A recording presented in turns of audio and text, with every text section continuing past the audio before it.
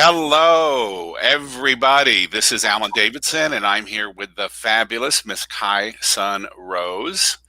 And this is our session 7. This is the final day of our 7-day Resistance Breakthrough Challenge.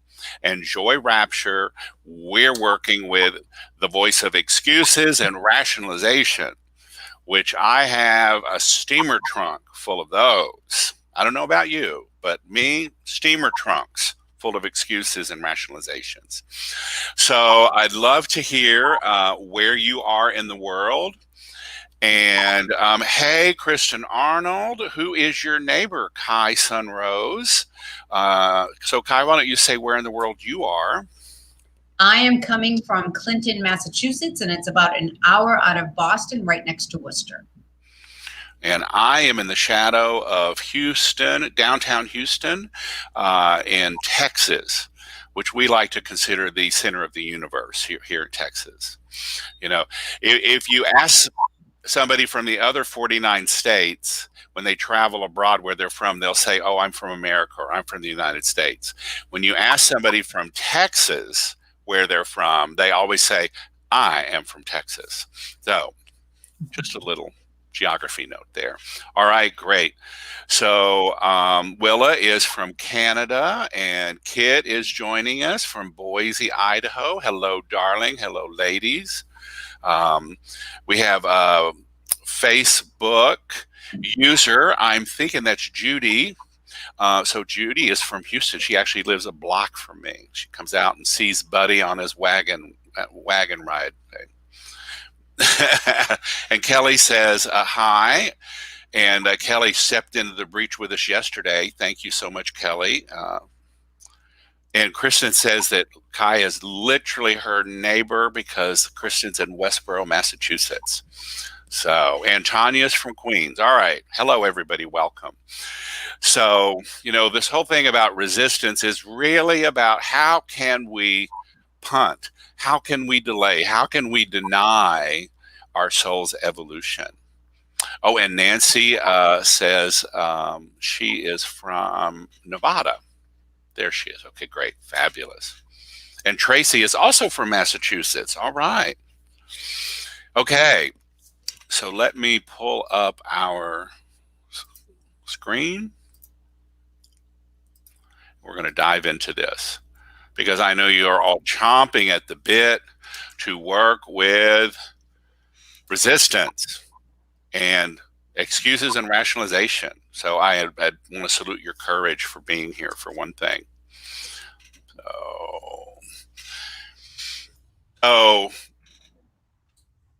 the work that we've been doing over the 7 days, and I am so thrilled with the people who've shown up day after day after day to be here, those that have shown up to be in the replay.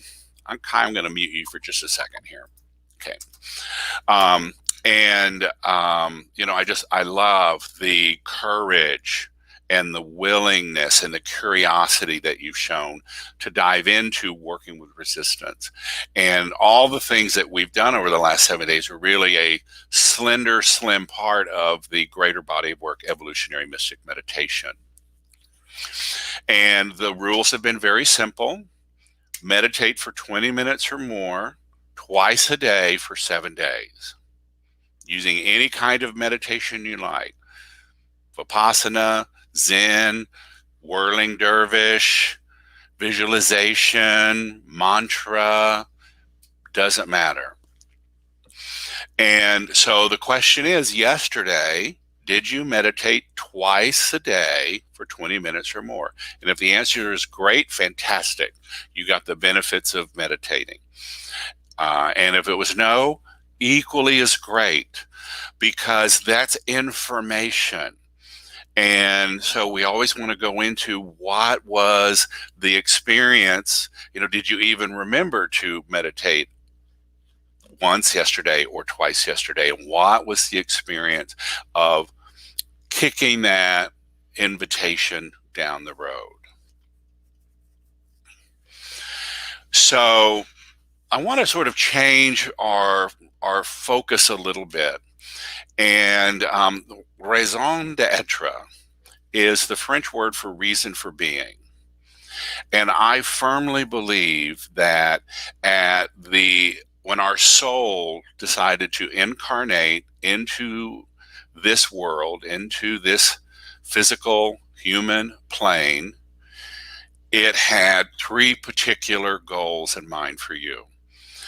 And one is to take that journey of being a soul in the infinite and the immortal, to be born into a body, to a baby's body, and begin that journey from birth to becoming somebody, and then from becoming a somebody to being a nobody, from being a nobody to being everybody, and from being everybody to being your unique self. I'll say that again. From that birth into a baby's body, that human journey we all take to becoming a somebody, an ego, a personality, a persona, and then that spiritual and mystical journey to becoming a nobody, opening the heart and becoming everybody, and then from that being everybody to completely embody that and being your most unique rainbow self, having a human experience in a body. And the way that I map that out is you embodying your true self, embodying your soul purpose, and embodying your soul destiny. And your true self is, to throw a curveball to you, in Zen, there's a koan. It's a sort of cosmic puzzle or cosmic riddle. And it said, what was your true face before your parents were born? And that is your true self. It's who you were at soul level before you entered into 3D reality. It's the infinite, eternal, immortal qualities of your soul, the essence of your being. And our soul's journey, our mystical journey, is to embody that. Now, your soul purpose, I think in terms of why you're here, and your soul destiny is how that purpose shows up in the world. To give you an example, Mahatma Gandhi's soul purpose was to reconcile conflict wherever he found it. Now, he first discovered that in the courtrooms of South Africa as a barrister, but then very quickly moved into the conflict of race and class in apartheid South Africa. And so his soul destiny was then to take that soul purpose of reconciling conflict with families and communities and countries and nations. And then how did that show up in the world? Well, one was to repeal the unjust laws in South Africa, and later to repeal the unjust laws in India by the British, and actually make India home ruled. So that's an example of the difference I see as soul purpose and soul destiny. So do you have just a sense of how important your true self is, and your soul purpose and your soul destiny? It's the purpose that you were born with, and it's the area in the world that you are destined to impact. And I firmly believe that all this was chosen for us by our soul and divine order, or dharma, if you want to use that term. So I just want to check in with Kai and just what you people are sharing. So any comments that you want to add? So Kai, any comments on embodying your true self, your soul purpose, or your soul destiny? Well, yeah, I think that the more time that I've worked with you and with evolutionary mystic meditation, I really have visited my true self more and more as we ventured to the peak of the pyramid. And my centered self is becoming and evolving more toward that true self. And my soul purpose to embody love and my soul destiny has become clearer and more deeply embedded in me with our work together, so that it crystallizes. First off, I had to understand it and be aware of it through the work that we did and then to actually embody it and to walk it. So yeah, this is so much part of what working toward in the future too, is to really walk into that soul destiny. And the resistance part has been a big one. So that's why I was like jumping on board about the challenge, because the resistance just shows up big time. Right. And we won't go into it here, but Kai was just saying she watched the replay from yesterday on self-doubt. Thank you, Dr. Jenna and Kelly. And she could see how confusion and lack of clarity were really a big part of her resistance to stepping forward, as a spiritual entrepreneur and as a spiritual healer. So, again, the challenge is helping people. All right, we're going to dive back in here. All right, so I'm going to share this quote from Stephen Pressfield again. The more important a call or action is to your soul's evolution, the more resistance we will feel towards pursuing it. I'm going to read that again. I think it's so important. The more important a call or action is to your soul's evolution, and again, that would be embodying your true self, embodying your soul's purpose, embodying your soul's destiny, the more resistance we will feel towards pursuing it. So resistance, in the way that I work with it, is the team of selves, our voices, our selves, the subpersonalities that live within us, but particularly that team that is to protect us. And it's their habits, their attitudes, and their very reflexive, reactive responses, and how they try to control or manage our fears and anxieties to get our needs met and to protect you by keeping you out of harm's way. So resistance is doing an incredibly important job. It's just doing it from an outdated story and perspective and an outdated skill set. So every voice, every subpersonality within us is trying to be helpful. That's the most compassionate thing that you can remember about working with yourself. Your voices of resistance are trying to keep you safe from judgment, ridicule, rejection, failure, death, exile, annihilation. The help is well-meaning, but often unskilled for the moment at hand. And I just want to ask you, does that make sense to you? Would you enter that into the comments? That a lot of people think they want to get rid of their ego, or they want to get rid of their inner critic, or they want to get rid of their people pleaser, or they want to get rid of their victim. And in this body of work, it's really bringing them into consciousness. And in that place of consciousness, then they can begin to heal and transform, to grow, to evolve, and learn new skills. So it's not about killing your inner critic or killing your ego. It's really about recognizing where they are and what they need and how they can begin to serve you better, and to really join the whole team, your success team, your soul team, so that they're all working together. And those are some big distinctions. So I'm going to come back to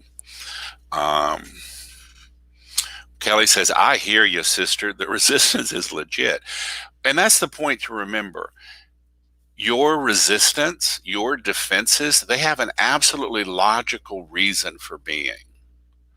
Based on your history, your experience, your family, your tribe, they have a legitimate experience. It's just to understand that they're showing up from a very outdated old story and skill set. And Kelly says, I feel the truth in that. Tanya says, yes, I feel that so much. Taimaz, they all serve a purpose.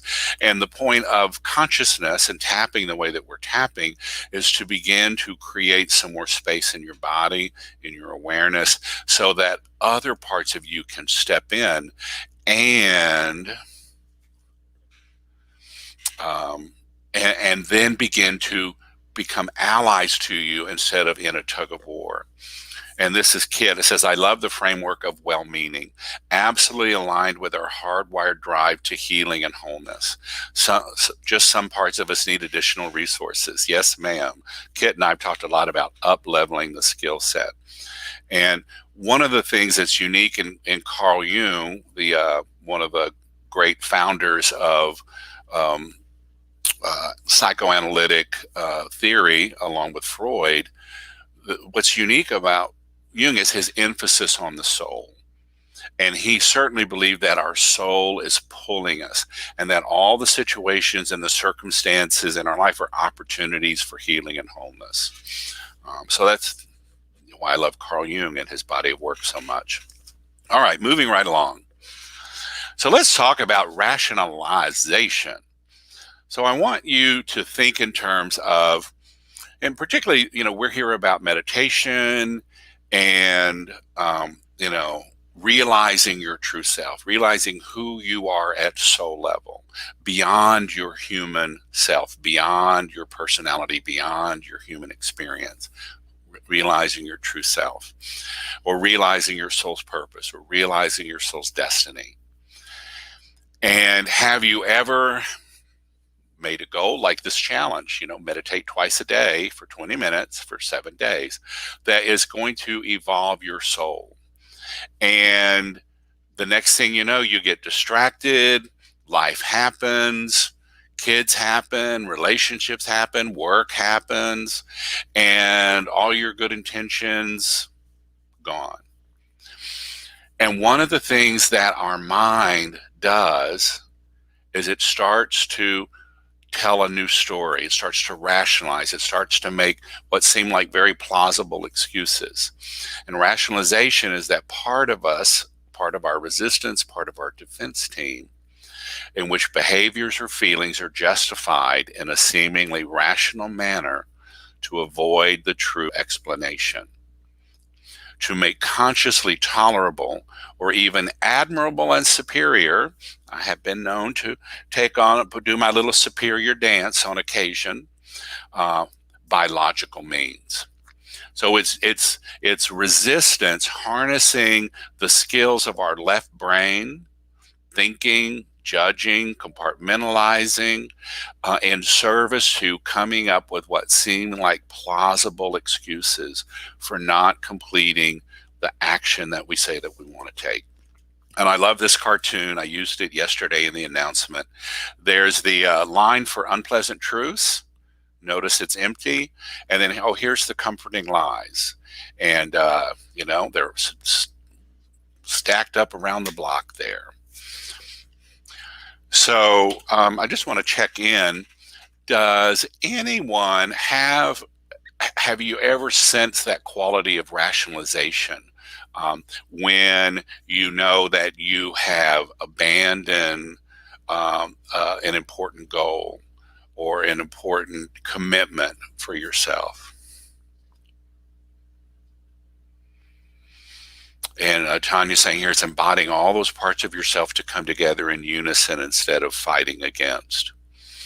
That's absolutely. And I define my soul purpose, Tanya, as being a catalyst for reconciliation, harmony, and alchemy. And that starts with reconciling all the different parts of me, the parts of me that I'm aware of and the parts of me that are still lost in shadow and operating quite powerfully beyond my awareness. So it's how do we bring those in? All right. So Kai, we're going to have just a minute to talk about rationalization with you. So, all right. So focusing on rationalization, we all here on this call, all in this challenge, all the people that I know and work with pretty much are all spiritual seekers. And the first of 5 stages to becoming a real mystic badass, which the fancy term I use for that is your evolutionary mystic embodying your soul's destiny. That's a mystic badass, is being a spiritual badass. The thing to know about being a spiritual badass, it's an extraordinary human achievement, no doubt, but it's still centered in the human. It cannot intentionally at will access the infinite and the eternal. So it's still coming from that centered human. But again, I want to say, being a spiritual badass of really honing and committing to your spiritual values in the world, and skillfully as you can working with all the resistance to transforming your life and transcending yourself, your ego, your personality, it is an exceptional human achievement. So it's not to take away from being a spiritual badass at all. And we're just saying that there's more to the picture. You can rest on your laurels for a little bit, but girl, there's more to do. There's more heavy lifting. So the 3 skills of a spiritual badass, and they're the primary skills that we use, through all of the stages of the mystic's evolutionary journey, are to recenter your power, reset your higher self, and recharge your vital energies. And we're going to focus on 2 of those today here.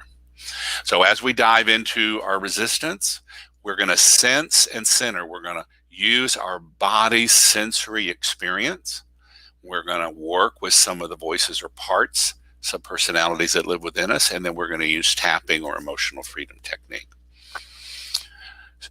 So we're going to start with centering, and we're going to dive into our exercises today.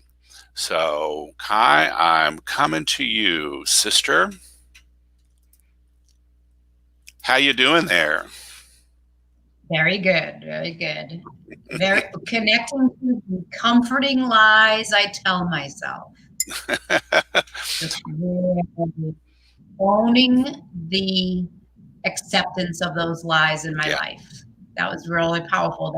That cartoon is powerful. Yeah.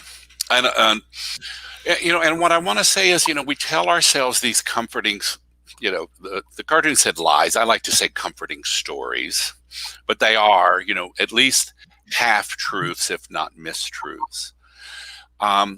Because, one, resistance says, if I choose to meditate twice a day for 7 days or a month or a year, and I actually do that, it's like, oh, who will I be at the end of 7 days? Or who will I be at the end of 30 days? Or who will I be at the end of a year if I've actually meditated twice a day? What I've really held that intention. So, Kai, you are a peace pipe carrier in the Lakota Sioux tradition. How many years have you done a ritual, a pipe ceremony on Sunday? 7 years now. So for 7 years, every Sunday, she has led a pipe ceremony. So think about that kind of commitment to do that. And the resistance that's come up over those 7 years to doing that. All the good reasons why, I really could blow it off for today. I bet there's been a few of those. Yes, absolutely. But it's like the resistance is saying, oh my God, if you do this, who are you going to be?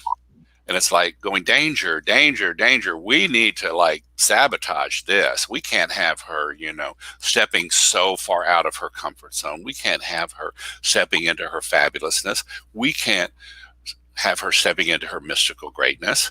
I mean, who would she be? She'd be out of control. There'd be so much uncertainty. So again, there's a logical reason for resistance.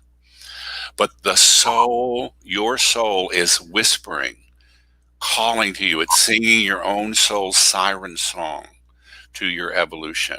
And the tension is between listening and hearing that soul song, and then the weight of all the resistance is trying to keep you in the human and keep you, safe in your little cocoon. And so we tell ourselves these comforting stories, these comforting lies, because the threat, the risk, the danger of stepping out of that comfort zone is really, it's overwhelming for the self.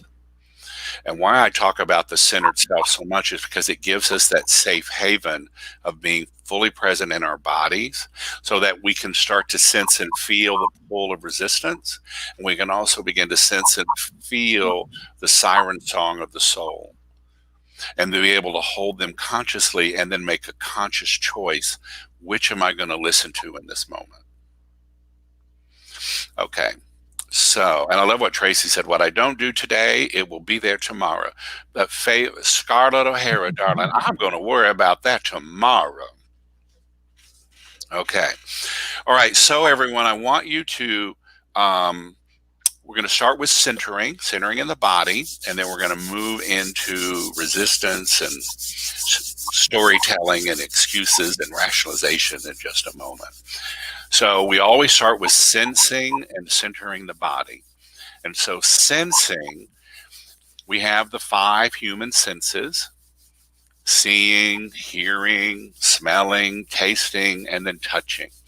And for many meditative practices, touching, the sense of the body itself, is the primary source of focusing attention and awareness. And the 4 qualities of touch, the 4 sensations of touch, are movement. You could just, moving like this, vibration, tingling. Then there's pressure. There's a light, gentle pressure. If you add firm pressure, not only can I feel that in the heels of my hands, but I can sense the muscles of my low back, my upper back clenching and tightening. And then, with the rubbing, there's temperature. Can you sense warmth,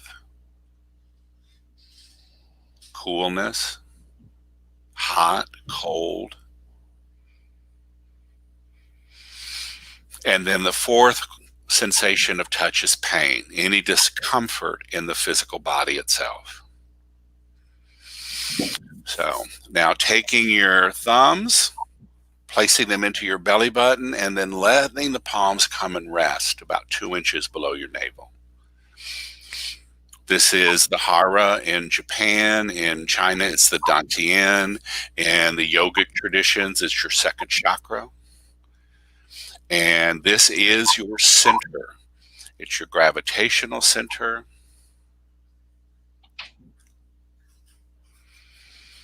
It's your energetic center, and it's your physical center. So we're going to lead us through a very simple Aikido movement. You can do this sitting down. You can do it standing up. Totally up to you. And so just leaning to one side and sensing how the muscles on one side shorten and contract, and the other side have to expand and elongate and return to center. And with the breath, leaning to the other side, and again sensing one side of your body shorten, and the other side sensing the muscles and the bones lengthening, and recentering side to side.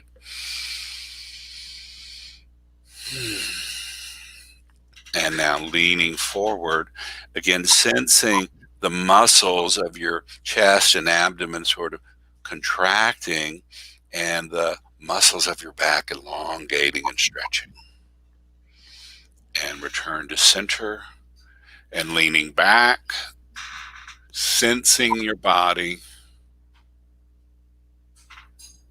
and come back to center. Take a breath.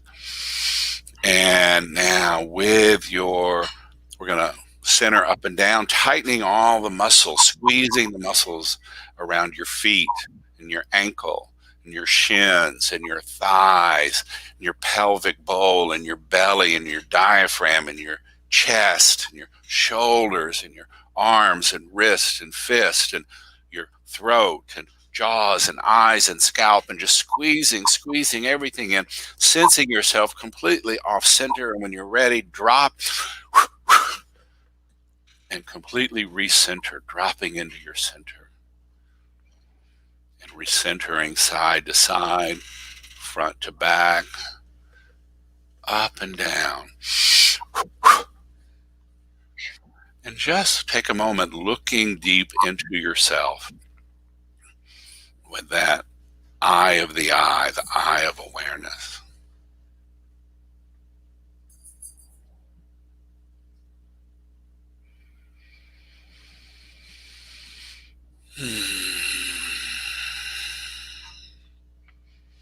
And so, for those of you watching, what do you sense? What do you notice? Enter that into the comments for us. And so, Kai, what are you sensing? What do you notice? I actually feel like my energy now goes up to the edges of my body, whereas before it was all like little wound into the center with a lot of contraction. It's just open and sort of dropped down into that frontier area. Yeah. Yeah. I have this sense of a lot of spaciousness sort of from the pelvis all the way up to particularly the clavicle bones here. But I can really, I sense my spine feels very, very strong, like steel that's, supporting, sort of the halo of my ribs and the halo of my chest. All right. Tracy entered in the comment that I love. Nobody notices what I do until I don't do it. Nobody notices what I do until I don't do it. We feel like, nobody's really watching us, or nobody's really perceiving what we do. Tanya says, I feel I can breathe deeper. Expansion. Beautiful, beautiful. All right, so we're going to dive into working with resistance and rationalization. So, Kai and everybody listening, I want you just to think in terms of this realizing, embodying your true self, your infinite, eternal, immortal soul having a human experience, or realizing, embodying your soul's purpose, or realizing and embodying your soul's destiny. And which of those three feels most important to you right in this moment?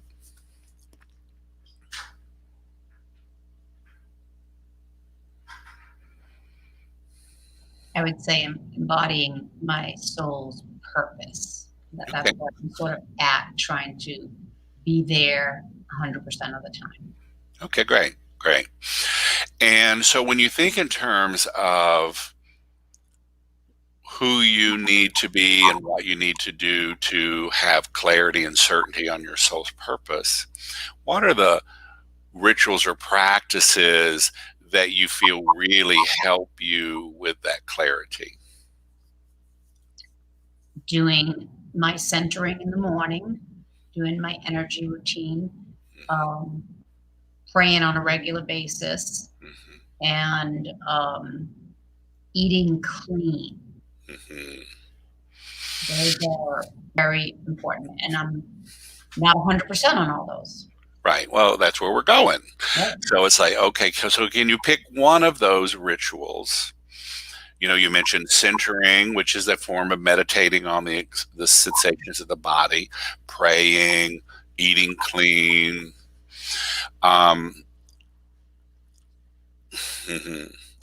Beautiful. Can you find where your commitment to one of those rituals, you had a really good reason for not doing it that day? Absolutely. Okay, great. And so I want you to tune into that part of yourself that when you didn't commit to the ritual that you believe and feel will help you embody your soul's purpose, and you didn't quite get to that ritual in a day. Can you feel that part of you that rationalized and gave you a comforting lie as to why you didn't get to it that day? Very clearly. Yeah, okay, great. Where are you sensing that in the body? Sort of a tightness right here in the chest, in the heart chakra. Okay. And do you feel that more anterior in front of the chest? Is it in front of the chest itself, or is it behind the sort of the bones of the ribs? It's actually sort of in front of the chest. It's sort of in that energetic field. It's sort of like blocking the expansion of the heart energy that would happen if I did the centering. I see. I see. So there's like a contraction. There's almost a shield of the heart. Yeah. Okay, great. And does that radiate out anywhere else in the body? Yeah, it sort of radiates up. Okay. Okay, great. Great. All right. Anything else about the sensory experience of why you didn't complete that ritual that day? It actually feels like a heaviness, like a weighted energy, Hmm. and in the sense that it keeps that solidly from happening. Uh-huh. The power in the heaviness of it. Uh-huh. That this is Yeah. important. This is more important. This weighted resistance. Right. So what in the moment, whatever you chose to do was more important than, oh, this particular ritual that I know is going to serve me in the big picture in the long run. Yeah. Okay, great, great. All right. And I'm going to come back to the story in just a moment, but I just want to say Tracy wrote, I put someone else first. So I want you to think, how many of you have put somebody else first when you had a commitment to one of your own rituals or practices that you knew would help you in your spiritual evolution? And there is a whole pattern. We didn't get to this whole defensive pattern in our series today, but it's called the people pleaser. How many of you have a people pleaser that operates within you as one of your defense team, your resistance team? So, Tracy, you're in good company. My friend Lori Layton calls that self-abandonment. And that's one of the key sacred wounds that she talks about. So, how when we abandon ourselves to help someone else or take care of someone else. So, yeah. And Kelly says, I'm all in my throat today, tight and full of feeling. And then I think around the question of abandonment, that happens. Kelly says that happens a lot. And Willa just put, I think, a big heart there. Tracy says, yes. Yeah. You know, all right. Well, that we'll unpack the people pleaser another time, hopefully. So, all right. So, coming back to that sensation in your body, Kai, of that tightness in the chest and that heaviness that's sort of weighing it down. What's the story that that part of you's telling you about why you didn't do the ritual that day? That there are other things more important. Uh-huh. Right. And that's why it radiates up to the voice, holding me back from speaking for myself and weighs me down. Okay, great. Yeah. All right. And what was that story, was that thought comforting? It wasn't comforting, but it felt like a reality. It felt like a good story, but it didn't feel, no, at the time it did. Now I'm seeing that it feels icky, but at the time it felt like really a good idea. Yep. Okay, good. Good idea. Great. All right. All right. So everyone, let's do some tapping. Now, Ty, I know, knows the short form. She knows a lot of tapping. So you can follow Ty if you like, or I'm going to do a very, very simple for our purposes today, keeping it simple. So I realize that there's a part of me that longs for my soul's evolution,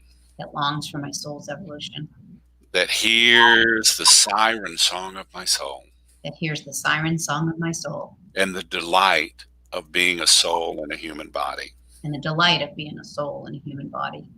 And there's a part of me that knows the rituals and practices that I can do to realize my soul, the evolution of my soul. So I am here. And it gives me such pleasure and meaning in my life. And I realize And I realize that there's another part of me, that there's another part of me, a whole cast of characters a whole cast of characters that resist that siren song of my soul. that resist that siren song of my soul. And that's just their job. And that's just their job. And they're really good at it. And they're really good at it. They have so many good reasons They have so many good reasons to distract me. to distract me. And I realize there's a particular part of me And I realize there is a particular part of me that makes all sorts of excuses, that makes all sorts of excuses, rationalizations, rationalizations, uses my left brain thinking uses my left brain thinking to distract me from my soul's evolution. from my soul's evolution. Gives me really, really good reasons Gives me really good reasons why I shouldn't do it. why I shouldn't do it. I'm so busy. I'm so busy. All these other things are so much more important. All these other things are so much more important. The soul will be there. The soul will be there. It's eternal, for Christ's sake. It's eternal, for Christ's sake. What's the hurry? What's the hurry? I've got all of these other things to do. I've got all these other things to do. I've got to look busy. I've got to look busy. Jesus is coming. Jesus is coming. Busy, busy, busy, busy. Busy, busy, busy. Work to do. Work to do. Family to care for. Family to care for. Friendships to keep up. Friendships to keep up. Oh my gosh, all the work on my house and home. All the work on my house and home. I got tons of stuff to do. I got tons of stuff to do. All those soul rituals, All those soul rituals. all those spiritual practices. All the spiritual practices. I'll worry about them tomorrow. I'll worry about them tomorrow. So I can just check a few boxes off my to-do list. So I can just check a few boxes off my to-do list. I'll feel better about that. I'll feel better about that. That meditation business can wait. That meditation business can wait. And I realize that there's a part of me And I realize that there's a part of me that buys that line of excuses, that buys that line and excuses. hook, line, and sinker. Hook, line, and sinker. That part of the self can be so gullible. That part of the self is gullible. And those are all parts of my resistance, And those are all parts of my resistance, parts of my defense, parts of my defense, parts of my protection. parts of my protection. And I realize they're all trying to help me And I realize they're all trying to help me in their unique way. in their unique way. So I appreciate them for protecting me. So I appreciate them for protecting me. I thank them for protecting me. I thank them for protecting me. Thank you, resistance. Thank you, resistance. Thank you for showing me where I'm still scared, Thank you for showing me where I'm still scared, where I'm not quite ready to let go, where I'm not quite ready to let go, where I'm not quite ready to forgive, where I'm not quite ready to forgive, not quite ready to accept. not quite ready to accept. That's your job. That's your job. And I realize there's a part of me And I realize there's part of me that's much more conscious now, much more conscious now, much more skilled now. much more skilled now. There's so many fascinating parts of me. There's so many fascinating parts of me. Whether you call it a boarding house, Maybe you call it a boarding house, a symphony, a symphony, a chorus, a chorus, a company, a company, a boardroom, a boardroom, a bus. a bus. There's so many fascinating parts of me, There's so many fascinating parts of me. the little subpersonalities Little sub-personalities who make up who I am. who make up who I am. And I love becoming aware of all of them And I love becoming aware of all of them and becoming more skillful and becoming more skillful in learning who they are, in learning who they are, the job that they do, the job that they do, what they want, what they want, what they're afraid of, what they're afraid of, what they long for. what they long for. So I can consciously choose So I can consciously choose how to work with all of them, how to work with all of them, how to love and appreciate all of them, how to love and appreciate all of them, even the ones even the ones who make such great excuses who make such great excuses for denying my true self, for denying my true self, for delaying my destiny, for delaying my destiny, for confusing my soul purpose. for confusing my soul purpose. And I choose to love and accept myself And I choose to love and accept myself for being a human, for being a human, having a spiritual experience, having a spiritual experience, and being a soul and being a soul for having a human experience. for having a human experience. Take a breath, everybody.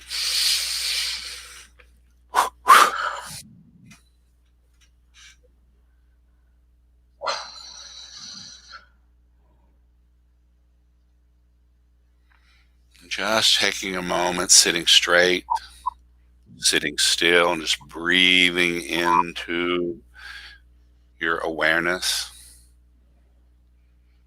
and looking deep. What do you sense? What do you notice?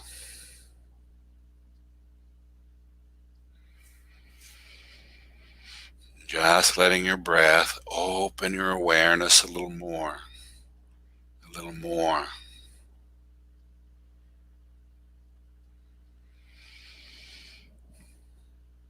And so entering into the comments, what do you sense? What do you notice? And Kai, what do you sense? What do you notice? I have so much more lightness of being, and there's a joy coming in about acknowledging all of this, acknowledging all those parts of myself, and like having that awareness is lightening up the energy that rationalization is creating in me. But there's real excitement about like opening that dialogue and just accepting them or having them be heard, probably. Mm-hmm. So there's a lot of light behind that energy that is there. Beautiful, beautiful. And just everyone tuning into that part of your resistance in your body that we were focusing on earlier, that part of you that spins those excuses and the rationalization for not following through with your own commitment to yourself. And wherever that is in your body after our first round of tapping, what do you sense and notice about that part of your body? Just take a moment.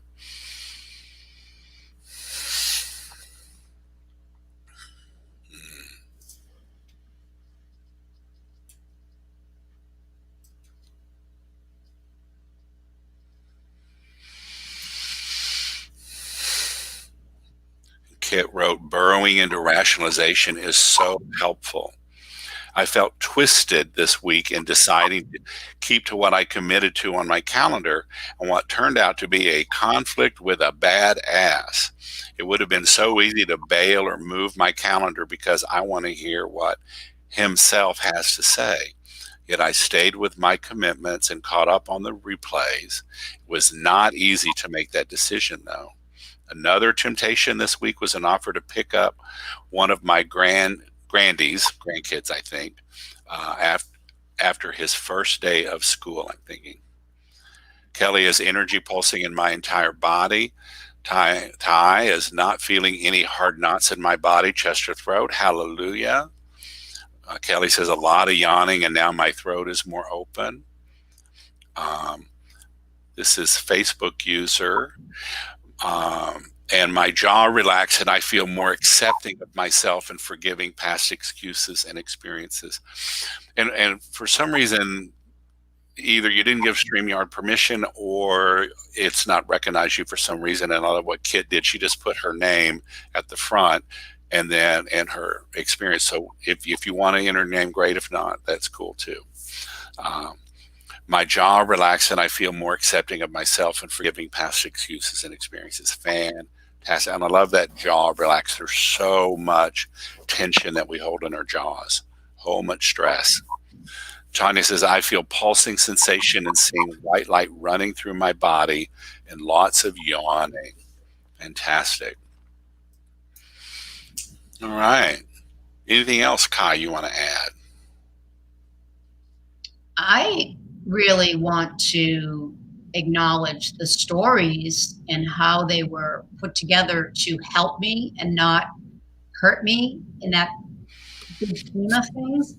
And so I just look back at those stories going, okay, that's where we were. That's what we had to do to keep me safe. And I got that visualization when you were talking and explaining about this, is that, they're okay with me taking little baby steps. And the stories are designed to say, okay, you can move an inch now. But with that reality of the past, and I'd like to, work with them and say, can we move a foot at a time now, not do the baby steps, make a big leap. And so I'm just having the awareness of all that and saying I could really work to change that baby step movement. Yeah, yeah. Part of this work and sort of moving to center and really cultivating that witness quality of our watching, of our awareness, is that, like, for that part of us that spins such great stories. They're fantastic stories. They're so compelling, so engaging. And, being a longtime student of Byron Katie, it's like, and ask the question, is it true? Is it true? And being able to slow it down long enough to say, that's a fantastic story. Before I jump on that runaway train, is it true? Or while I'm, enjoying the hell of a joyride on that runaway train, it's like, oh, wait a minute, is this true? And and I love how Katie always says, who would I be without my story? Well, who would I be without all my stories? I'd be my true self. I'd be that infinite, immortal, eternal part of me, embodying infinite stillness and awareness, and embodying fierce compassion and divine love. That's who I'd be without my stories. So Kai, just tuning back into your chest and that heaviness moving up into the throat, what do you sense in your body? I sense that it sort of has compacted and become a little thinner, almost like a rice paper kind of energy, but still you can't see through it. It's still opaque. It Mm-hmm. still has some weight to it, but it's not like a big boulder energy saying you can't do that. Yeah. It's lightened up a lot. Yeah.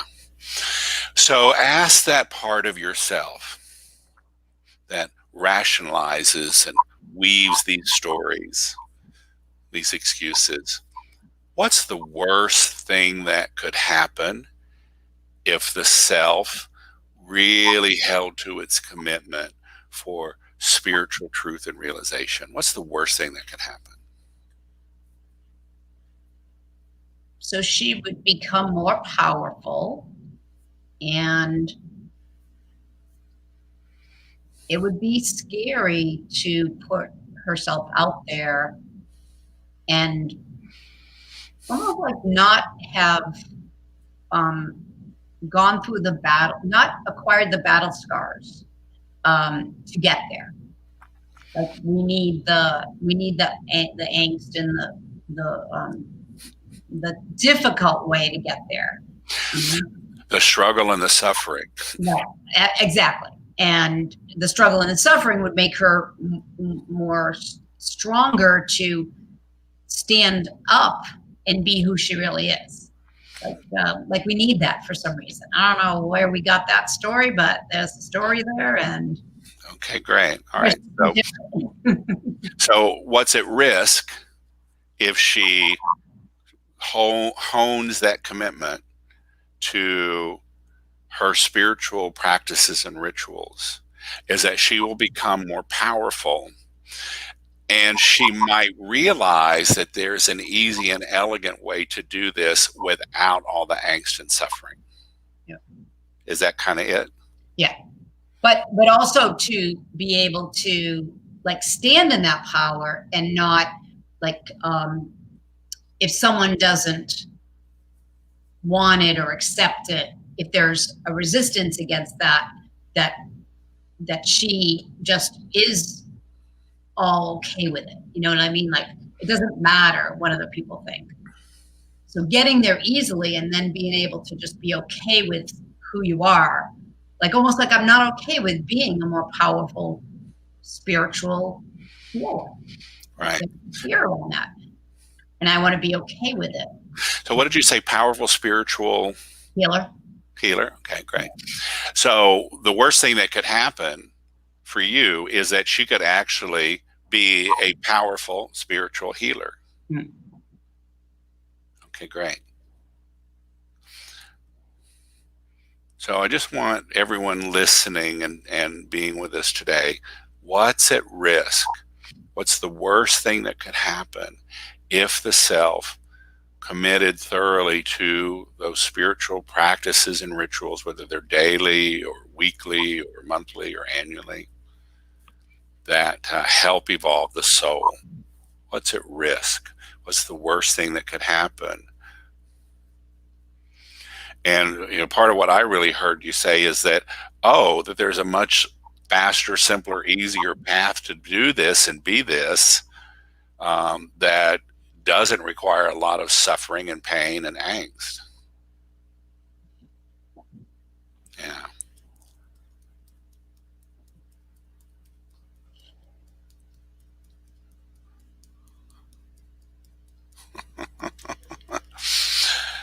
Tracy just said, I just had an awakening during this tapping. My husband just had his lunch and he did ask me, but I'm here with you.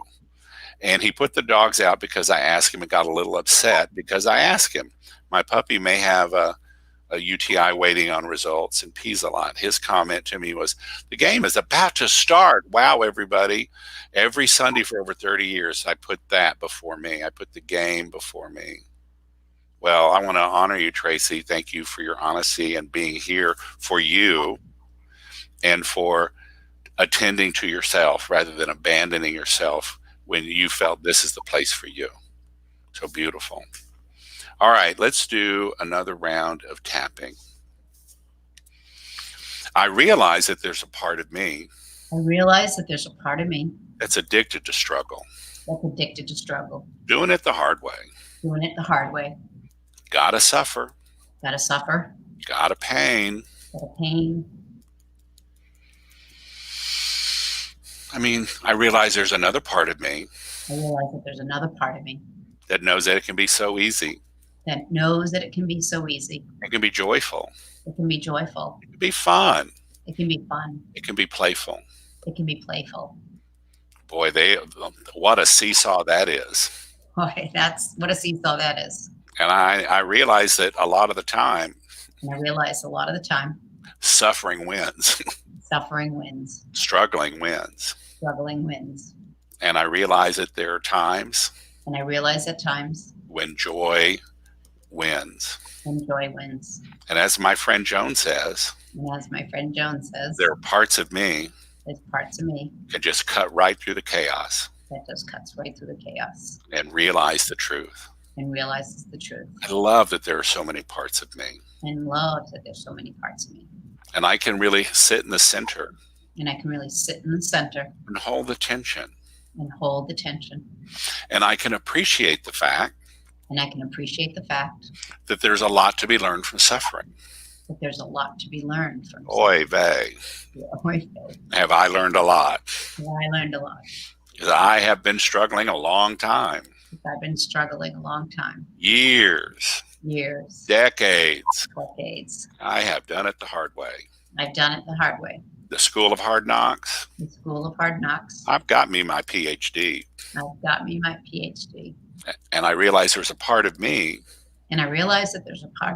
that can cut through the chaos. And through the stories. And through the struggle. And through the suffering. With fierce compassion. For appreciation. For all the parts of me that are addicted to the struggle. And I realize that there are parts of me, beautiful parts of me, iridescent parts of me. They seemed so subtle. But now I realize how powerful they are.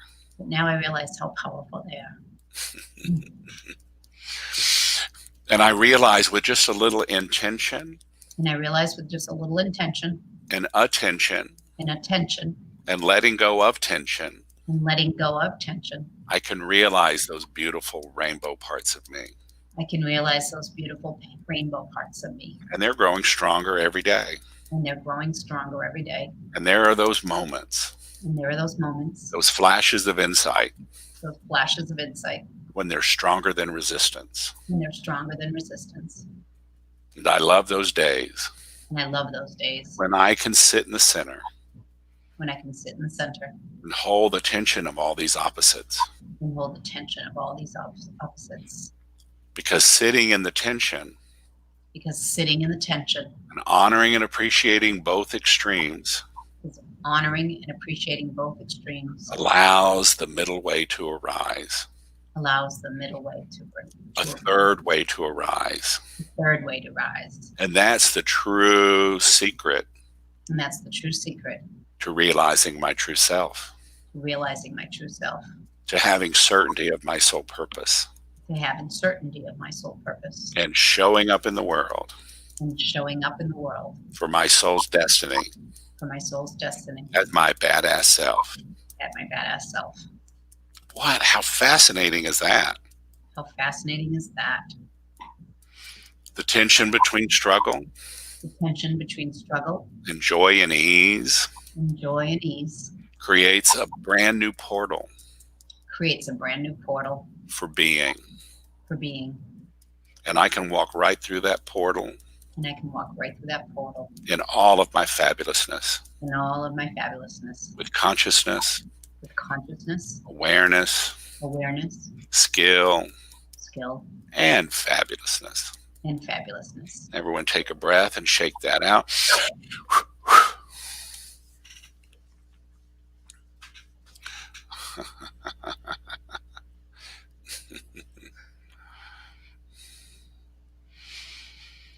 And just looking deep, recentering side to side, front and back, up and down, and just letting your awareness open.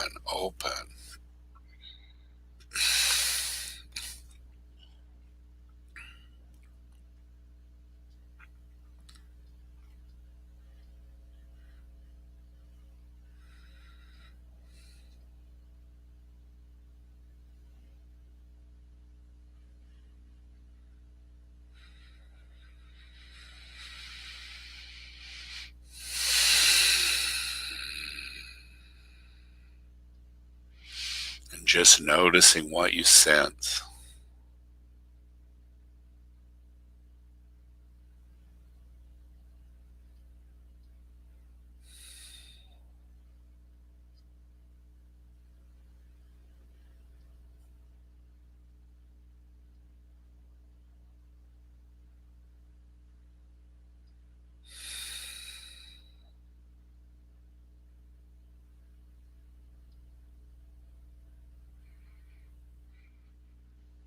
I have this sense of everything is just right as rain, just as it is. And there's nothing I have to do in this moment to just relax, just be. So Kai, what do you sense? What do you notice? The whole area of my chest and sort of from the third chakra to the fifth chakra just sort of like had these petals just fall down and open up Mm-hmm. and just like surrender and relax to being my true self with all of those petals expressing themselves. But in the center, there's a little tiny bit of like a knot still, and it's just sort of allowing, I'm sort of allowing that energy to just sort of be okay with this newness and see if it can just move up and move out of me. Mm-hmm. It's still a little tiny bit, like very tightly hard little ball right there on the top of the, if you can imagine a lotus flower with all of its petals opened up. Right. And So in the throat of the lotus, there's still a little kernel. Yeah. Yeah, a little bit. The rationalization, the story, doesn't want to let go. Hmm. Yeah, yeah. So let me see, um, Kelly. Oh, that's interesting. I feel like if I commit to rituals and get really consistency, I'll lose freedom. Girl, your rationalization is one smooth operator. That's the great irony and great paradox because, and I can see, oh, if you commit to, whatever those rituals are, it's like, oh, that's going to, all this time, all this attention, all this energy, it's like it can start to feel confining, like a cage. And the irony is that, with the right rituals that are in alignment with where you are in your spiritual evolution and just the right touch actually lead you to freedom.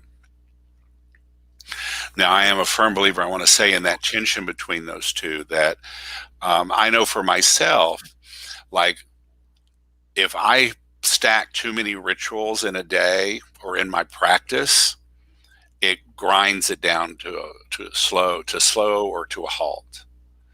So it's like if my spiritual pusher gets too strong and says, oh, well, if this hour of ritual feels so good, let's add one more little 5 minute or 10 minute little, chanting Lakshmi. And that it's like, okay, it's like that sort of is too clunky and unsustainable. So I have to pare it back and go back to, okay, I can I can center and sense, I can chant for 20 minutes, I can visualize, and then I can sit for meditation in about an hour, and that's my sweet spot. I can do my rituals, and then later in the day I can do my gratitude list and tapping with my gratitude and tapping with my affirmations. I can handle that. But at a certain point, it's like the spiritual pusher is like, well, if this is good, you should do more. That's a whole nother Oprah episode on Oprah, as I like to say. So Kelly, great work, great awareness. Tracy says, what's the worst that could happen? I could be successful in my life purpose. That's right, honey. Because when you are living your true self, when you're living your purpose, when you're living your destiny, your life changes. Nancy says, the worst is I'll be fabulous and then I have to live up to that. Well, girl, here is a note to yourself. You are already fabulous, girl. So it is just excavating and revealing the fabulousness that's already there and living that and sharing it in the world. So wonderful. Tracy says, I will now say my hubby is my life partner. And without this work, Friday night would have been so different. So not only my sole purpose, but taking small steps to have more personal freedom. Fantastic. They said, I remember Tracy said yesterday that last night, because of the work we've done this week, she was dancing in the vineyard with her husband. So, all right, great. Kelly, Kelly says, I'm not sure what you said, but I had a wave of nausea come up and move through, feeling expansive and relaxed now, but a touch of that waves of nausea is still there. And my invitation is always, like even when we left off yesterday, Kelly, was that sense of, oh, there's still energy moving. Can I come to center, side to side, front to back, up and down, and just presence the energy in my body? Whether that's the subtle vibration of energy moving, spiritual energy moving, whether it's emotion moving, whether it's that wave of nausea. And it's like, can I presence the nausea and just let it be, let it move? And here's a little secret. Your breath, your lungs are an accordion. And whatever energy is moving in your body or feeling really stuck in your body, just letting your breath move, that natural rhythm of opening and closing, that helps the energy begin to move. Because all energy ever wants to do is move. It just needs that sort of space to move into and through. So be present to the nausea. It doesn't surprise me that for some of us, there's a physiological response to really looking at resistance is used to working behind the curtain in our lives. It's used to working in the dark, in the basement, in the subconscious. And we have taken a whole week to put the spotlight on resistance and all the wily ways that she uses to keep us safe and keep us sort of grounded on the earth. So, fantastic.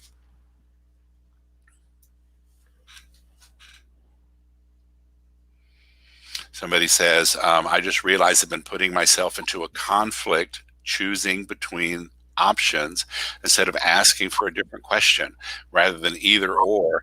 How can I have, be, do it all? Surrender yields freedom. Sweet, very wise, very insightful. This Kelly says, yes, that makes sense. I just need to find that balance. It's always balance, always balances.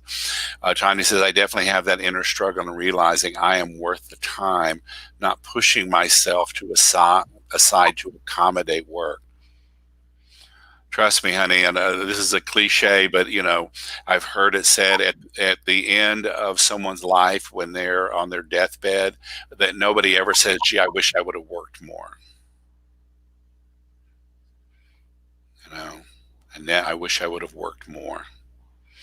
So, all right. Well, everyone, let's just take a moment and recenter. Bring in those palms to the hara, centering side to side, front and back, up and down.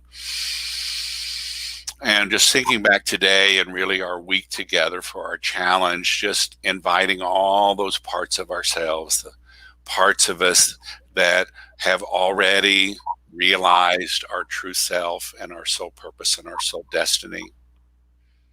That part of our soul that is always whispering and singing the next right step to us, that knows what we need to, who we need to be and what we need to do to realize our soul's mystical journey in this life. The parts of us that are very successful and skillful and show up in our lives as grandmothers and grandfathers and mothers and fathers and brothers and sisters and children, very skillful, successful adults in our careers, and all the parts of resistance that try to help us to keep us safe and out of harm's way from being overwhelmed by too much emotion and too much energy. Procrastination, the inner critic, self-doubt, rationalization, just inviting them all into your center and just realizing they're all parts of a beautiful mirror ball and all shining their light in one unique direction. And that light is infinite source radiating through every part of your being equally, the parts of resistance, the parts for success and thriving, the parts for your soul's evolution. They're all part of your soul's story. They're all parts of your realization. And part of your soul purpose is to reconcile all the parts of you and then help other people who are still in conflict within themselves and in the world to find the stillness and the peace and the joy and the love at the center of their being. Just holding that space in your center where all of your parts are held, and knowing that there are parts that can be a little overbearing and need new skills. They've dominated the show for a long time. And it's time to share the light, the limelight. We're going to close by taking 6 breaths. Taking a breath for body.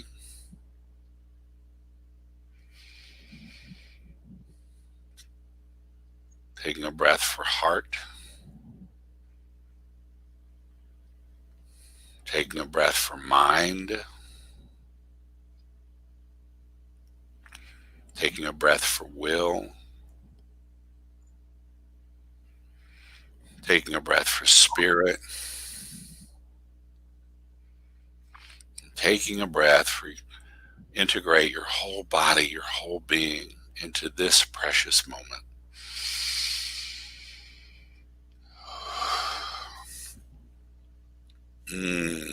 Sweet, sweet. Wow.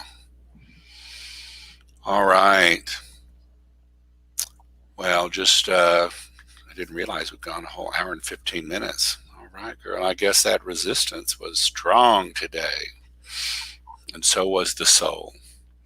So 2 words, what you sense, what you notice now, and this sort of working through rationalization and resistance. And what do you sense, what do you notice? So Kai.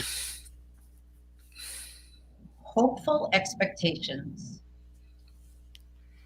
Yeah, hopeful expectation. Beautiful. I'm just going to say present and pleased. So before you all go, I know that I shared with you that this is a slender, slim part of what we've done. If you think what we've done is powerful this week, there is so much more available to you. And so I want you to mark on your calendar November 6th through the 8th. That's a Friday and Saturday of Friday, Saturday, Sunday. And I'm actually having a 3-day retreat, a meditation retreat, really helping you move into the infinite, eternal, immortal aspects of your true self. And day 2 will be dedicated to resistance. Day 1's wake up, day 2's heal up, day 3's show up. So for those of you who have invested in the Evolutionary Mystic Meditation, you get a complimentary ticket. For those of you who are not yet, you'll have an invitation to come to this 3-day event. And I'll be sending out information about it by tomorrow. So fabulous. Nancy says, will these replays be up for a while? Yes, they will be for sure. And Kit says she's got new options. Kelly was like, this was fantastic. Thank you, Alan. The retreat on Zoom or in person. Actually, it's a virtual event, so that's a great question. So you'll be able to do it from the comfort of your home. It will be on Zoom, but there will be at least a couple hundred people joining us. So Kit says, I can only imagine who and how I will be after your retreat. Yes, ma'am. Fabulous. And we want to document that. So Kai, you actually came to my retreat, my live retreat in January of 2015. You just want to say anything about the immersive experience of this work over 3 days? It was fabulous, and it really put me on the path to see how much work and how much healing that I could do with this work. I felt really transformed for the few days, and it was such a beautiful interplay of the meditation and the movement of the body and having that flow together. But it gave me just a really nice platform about how this work can heal all of the parts of me and really let me shine. And I could see that just so clearly, that what you've created is just a beautiful, beautiful transportation module to move me up the spiritual evolution of my soul. And I feel so much more in sync with all the parts of myself, all the parts that were in the basement that are now part of the success team, that they're working with me now. And without that awareness and just the working together that this work does with all of those parts, I just wouldn't be where I'm at right now, which is very peaceful, very empowered, and very cohesive with some parts of myself. And this week, a few more people came out of the basement and are standing next to me saying, can we join you? can we be better? Can we learn a more evolved way of helping you without hurting you? And I'm now having the compassion about going, I know you're trying to help, but that's hurting a little bit. And let's do it this way. And, I wouldn't have even had that awareness of those parts of the self. Never mind having the centered self be really solidly emblazoned on the path of where I'm at and where I'm going. So it was fabulous. It was a ride and a half, and the whole time I felt energized and excited. And that's why when I work with you, there's always this hopefulness and excitement. Those words came in because it's just like, wow, I can really do this and go to a newer, higher place and have it be fun and speedy. Yeah. That suffering part of me is a deep old part of me, and this has always been a joy and has been just fluid, and I just never knew that it could happen that way. And and that was what that weekend was about. It was just so much fluidity in the fun of being in the eternal and the infinite, and then moving the body, and then being different, knowing and feeling the difference of who you are energetically. Right. Well, yeah, thank you, Kai. And it's a joy, of course, to watch you flower, to use these particular skills and to flower into who you are now. And you were powerful when I met you, and to see now how that your own power and practice have amplified and the more people that you're touching. So thank you. All right, everybody. Well, thank you. I know it's a Sunday, and you dedicated your time and attention and intention to be here and for the 7 days. Those of you that have really hung in with us, thank you so much. We hope to be with you in our virtual event. So I'll keep you posted. I'll look for something by tomorrow, and we'll go from there. Bye, everybody. Thank you.